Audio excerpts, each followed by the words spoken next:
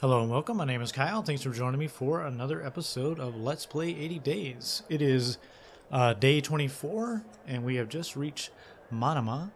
So let's go do some exploration. Let's see this. So I think our only route basically is to get to Bombay by ship. And I kind of want to do that, although that's a long time and it arrives on Monday. So we'll have to be here a while in order to make that happen. So I think we will do some exploration in Manama just to see what else is available to us, but it might be our only option. We have some things to sell though for sure. Valuable here. 290. That's not that great. Riyadh, I'm not going back. I might go to Muscat. No, I don't think I will. Karachi, Bangalore, and Muscat. Where's Muscat again? Got it. I wish the escape button would not bring up the menu. I wish the escape button would get you out of these things. Let's see here. So Muscat is down there. I don't think I have a route there yet, though. Alright. Let's do some exploration. Alright, so we found... Oh, so we can go straight to Dubai now, looks like. That might be cool. So British influence over Bahrain have cemented with this... let me try that again. British influence over Bahrain have... I don't know why that's tripping me up so much. British influence over Bahrain had been cemented with the signage of the perpetual truce of peace and friendship some 20-odd years ago, which made Manama a town most congenial to Mr. Fogg's particular taste. I bought some Darjeeling tea from a vendor who supplied the British residents in Bushire. Mr. Fogg showered me with appreciation, which is to say, he gave me the slightest of nods. He is not a demonstrative man, but I dare say I am growing used to it. Our funds went down, obviously, but our relations with Fogg gone up, which is awesome. Alright, so what do we find now? So we can go to Dubai. Alright, let's go to Dubai, because that arrives Saturday. And let's get it to arrive like tomorrow. Alright, so we'll do that. Tomorrow before 8 p.m. Okay. So we'll stay in the hotel. As night fell, I afforded my master every service. He's fine, so let's go stretch our legs. And I found a cheerful Turkish ragamuffin who was looking for a child, whom I found near a dog kennel. The ragamuffin thanked me, and as we talked, remarked that you could pick up tea sets in Quetta worth a huge amount in Agra. I paid £1 for the information, and he nodded, then moved away. Alright. So let's go to Dubai. Luggage rack is space for 2, which will suffice. We'll get baking sunshine, uncomfortable conditions, and mild seas. But our English wardrobe is going to counteract most of that. So let's go. And we're on a fishing yacht. There we are. Very nice. Take a sip of coffee here.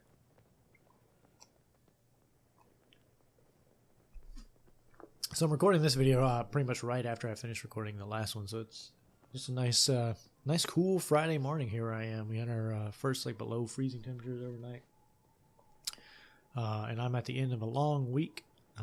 Just worked a lot, worked on a lot of homework, and I have a job and lots of different things like that, as I'm sure you all have many, many things you do of your own. So I'm very happy to be sitting here playing 80 Days and drinking a warm cup of coffee. So anyway, we hired the services of a local fisherman to take us down the coast, using rudimentary sign language to explain our purpose. The arrangement was made in the early evening, and he seemed most surprised when I returned a short while with Mr. Fogg in tow. I think he had expected the arrangement to be with me alone, or I think he'd never seen a gentleman of quality before. Let's see that one. And not entirely unexpected state of affairs, seeing as how our course would take us close to Muscat, a widely known den of iniquity, sin, and otherwise thoroughly criminal behavior. Still, the fisherman caused no fuss and simply lowered his sails, swung out his boom, and turned the spring of the outboard paddle. Ooh, there's Bandar Abbas over there as well. The boat made slow progress down the narrow Persian Gulf. Let's stay outside a bit.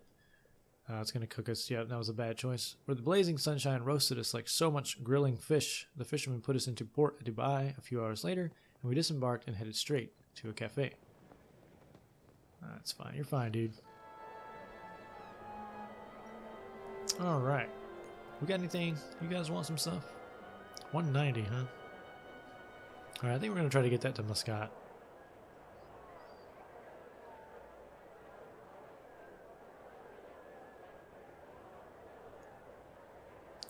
More olive oil. Have to buy an extra suitcase, a wind scarf for the dusty road set. I should probably like start getting like cooler clothes that he can wear. That's a bladder of a pig carrying some water. Huh. You know, I'm gonna get rid of I'm gonna sell the playing cards back and I'll buy these linen trousers. You know, I don't know if he'll wear those if I have them, but we'll see.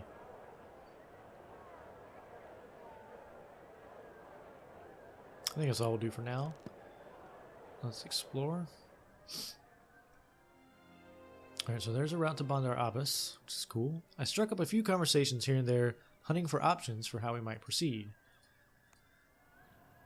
So we just found that. So let's see what we can do. So we can do that like today, right now. Let's do that. Alright, so we have our linen trousers, which are going to make up for that. That's really cool.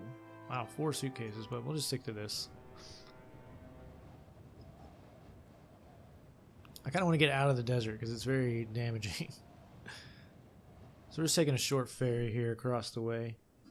A small fleet of ferry boats sailed by crews of coffee-colored youths crossed the Persian Gulf several times a day.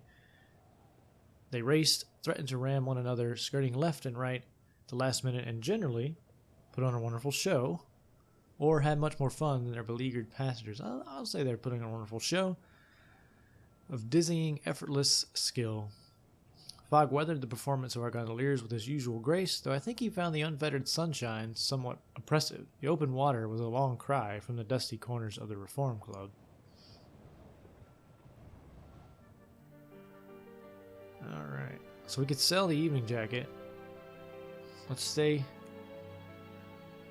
go to the market and see what we can do. I think we have some stuff that's pretty valuable here. The mood in Bandar Abbas was upbeat, I found, since being reclaimed into Persia after years of control by the pirates of Muscat. People believed they had escaped a great tyranny. I found my way into one of the many new coffee shops where a group of intellectuals were teaching themselves the game of dominoes from instructions on the back page of an old newspaper.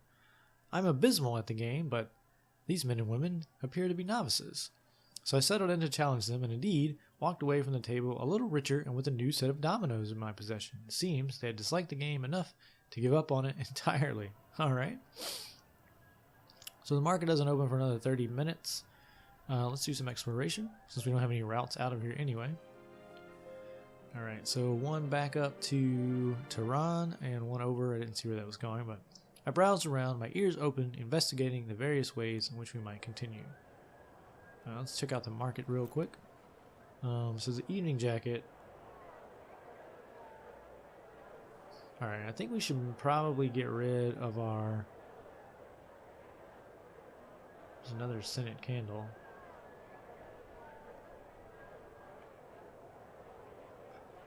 Alright, yeah, we're going to sell this.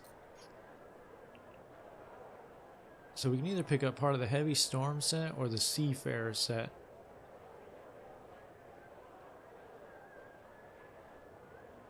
We have 3 suitcases now because of the dominoes. I guess we just instantly got that. I'm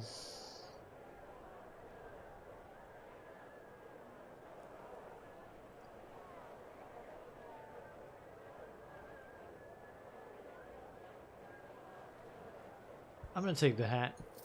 I'll take both of these actually since we had the room. Well, you know what? I'll just move the dominoes over here and get rid of that extra suitcase. Perfect. Alright, so let's see what we got here. So we can go to Karachi if that arrives Wednesday, or we can get back up to Tehran. Let's see here.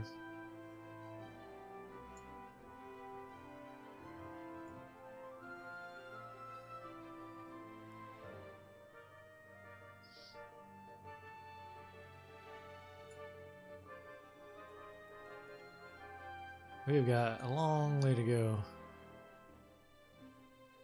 And yeah, I could get back up to Helsinki on my way home, right?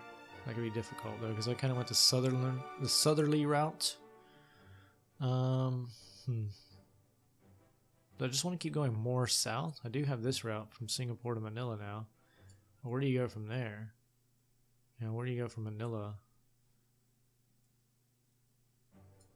I don't know if that's the best way to go. I could probably kind of want to get to Japan at some point, right? I mean, this is kind of... It doesn't make any forward progress.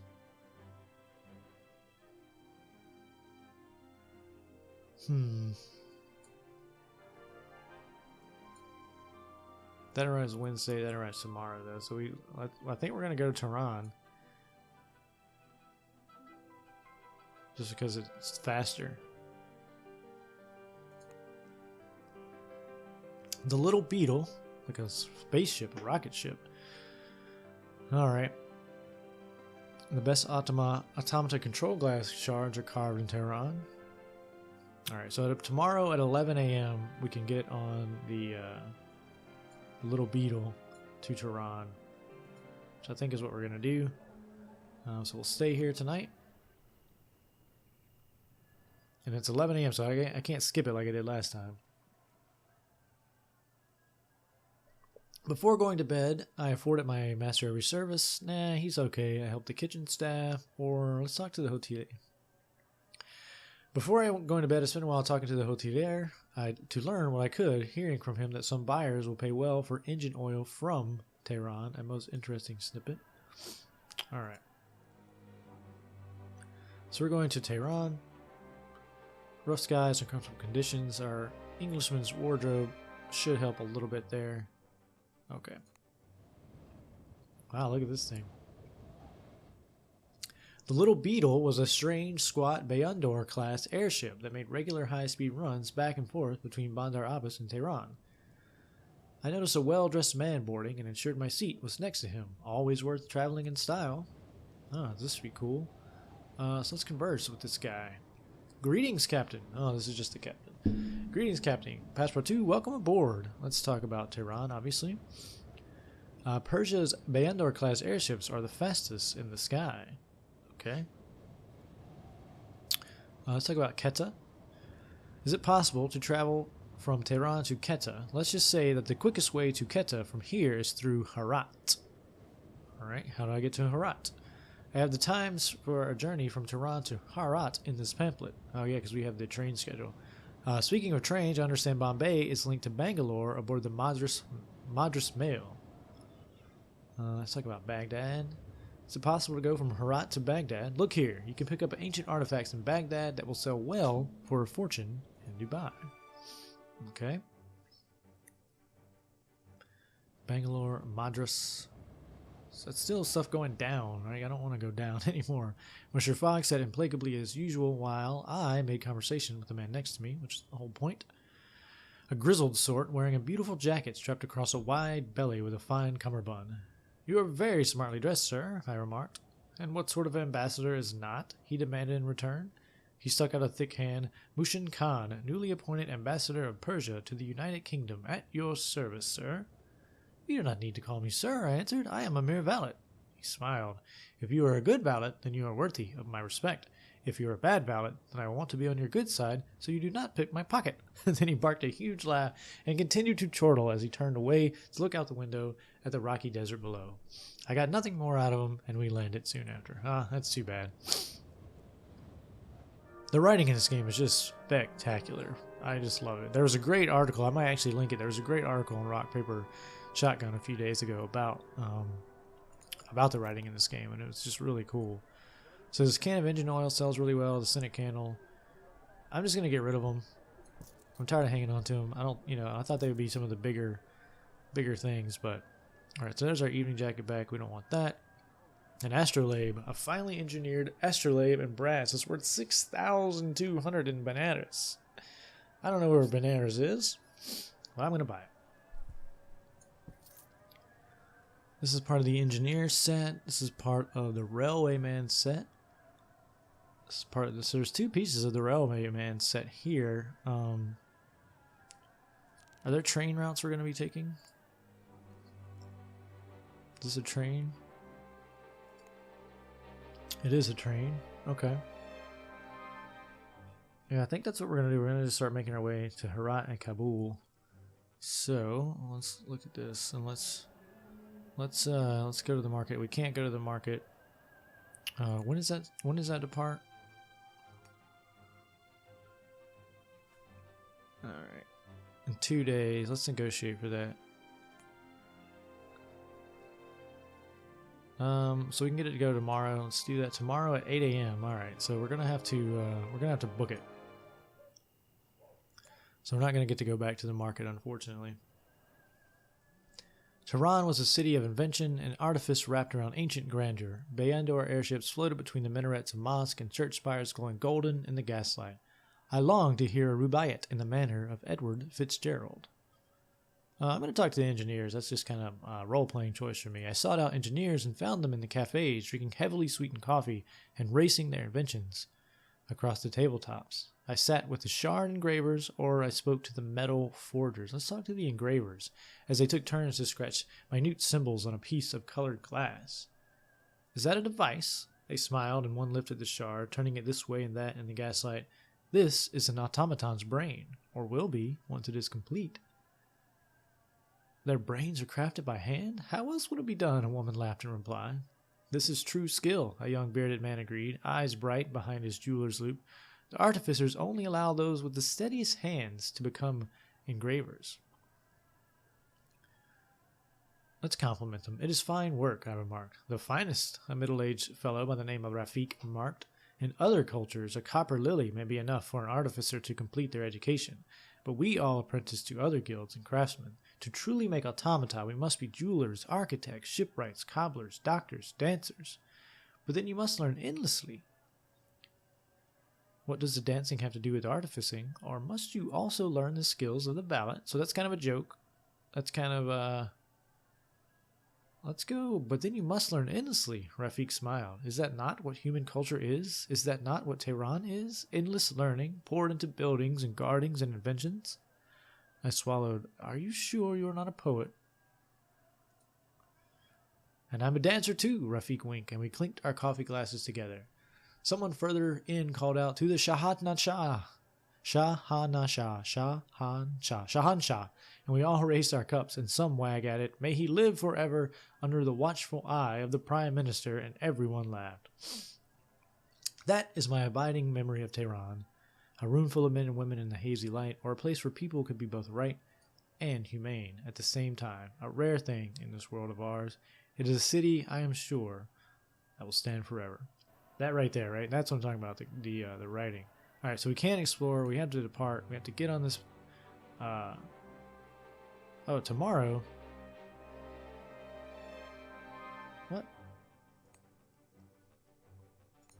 Arrives tomorrow. Yeah, it's departing in 55 minutes. Let's go. The Khmer Taj.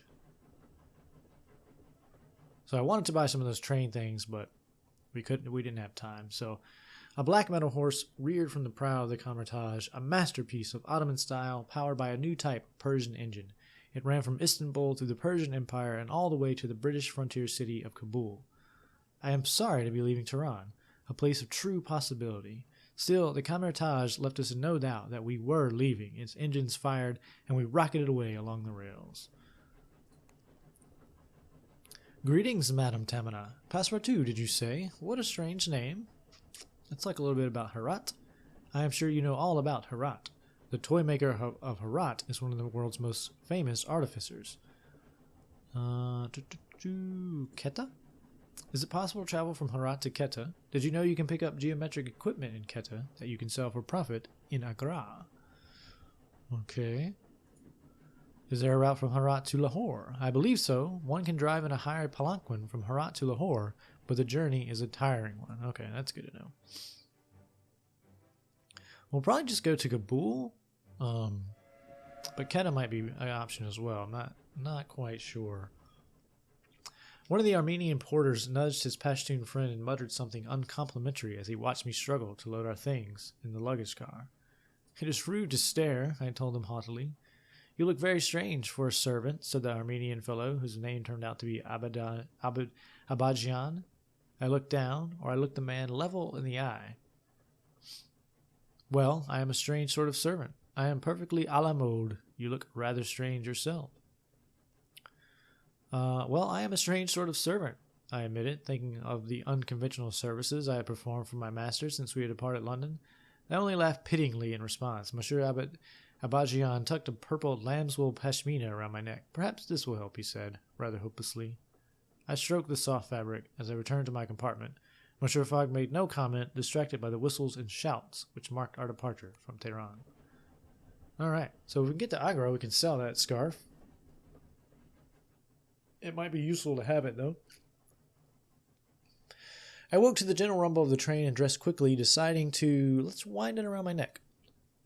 In dashing style, Monsieur Abadjian was entirely correct in his sartorial assessment. The color suited my complexion very well. Monsieur Fogg took one look at me and raised an eyebrow. Very vibrant, he remarked. Would you like it, monsieur? I asked, holding the pashmina out to him. Monsieur Fogg hesitated a moment, looking at my outstretched hand, and then took the scarf with calm deliberation. Thank you, Passepartout, he said, equably, tucking it away. Will you wear it? I asked, emboldened by his acceptance. He gave me a long look at my request as though surprised by it. I will keep it, he said cautiously, but he did not refuse point blank. I was still flabbergasted by the time the camouflage pulled into Herat on the border of the Persian Empire and the frontier of the British Indian colonial lands. Relations with Fogg have strengthened slightly.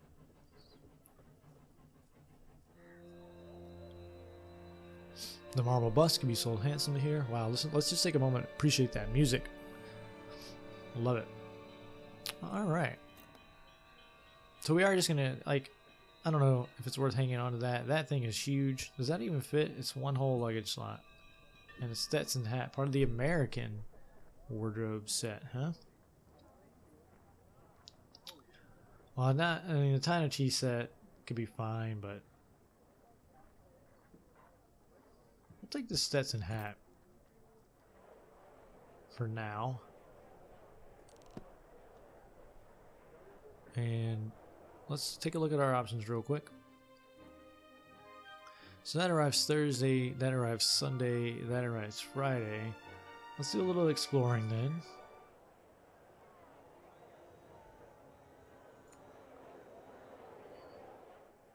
I had the good fortune to encounter the Toymaker of Herat, one of the most famous artificers in the modern world. His shop was airy and bright, the ceiling dripped with miniature copper gyrocopters and clinking models of the solar system.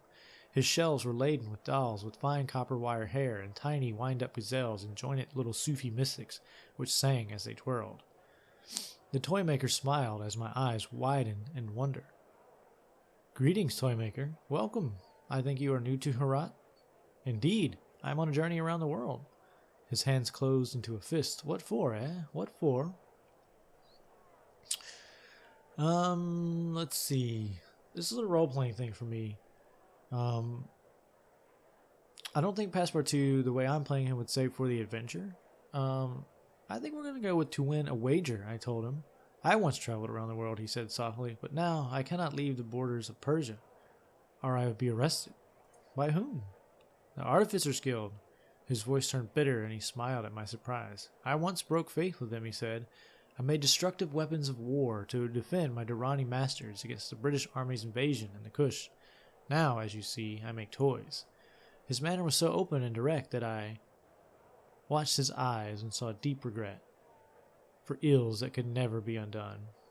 We are all pawns of the players of the great game, he remarked. We can win, but only if we remove ourselves from the board. So you've given up artificing? Of course not. I could not. He settled his hands on his work belt. But I swore my hands would only make innocent creations, and so you see me now. A toy maker. And that is enough for you? Insha'Allah, this is how I will be remembered, he said, though he turned his face slightly and added, if I am remembered at all. I think, I'm not sure on this, what this means as like, sort of like as God wills it, or, you know, something like that. I understand. Do not play the sycophant, he replied sharply. There is nothing in the back room for you or anywhere else. My curiosity was piqued. You sell something in the back room? No, he exclaimed, his eyes lighting with terrible fury. Now get out. I took my leave, wondering if I had been too harsh. My conscience clear. Oh wait, that was a choice. Took my leave from the Toymaker, my conscience clear, though I knew I had disturbed his fitful peace. Do all men deserve contentment? Perhaps, perhaps. I do not know. Alright, so we didn't get anything new there. That arrives Friday, that arrives Thursday. So no matter what, so this is like the shortest thing. Our departs tomorrow, departs in 5 days, departs tomorrow. It's the same thing. Alright. I guess we're going to go to Ketup. You can pick up geometric equipment you can sell in Agra. Alright. Let's do it.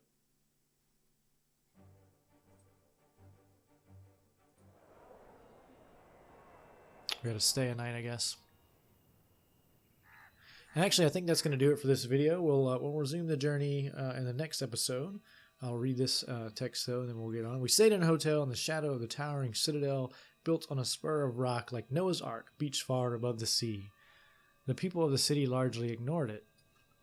And most of the arsenal contained within had been moved away, though there were still rumors that it contained strange, terrible weapons. As night fell, I was quite sure I saw a rocket fire from the walls and up into the skies. But what it meant, I do not know. Alright, yeah, so we are going to end the episode here. On day 30, we still have 50 days to complete our journey. We haven't made it very far. I'm still a little hopeful that we will actually complete the journey. But we will have to find out. So thanks for watching, everyone, and I will see you all next time.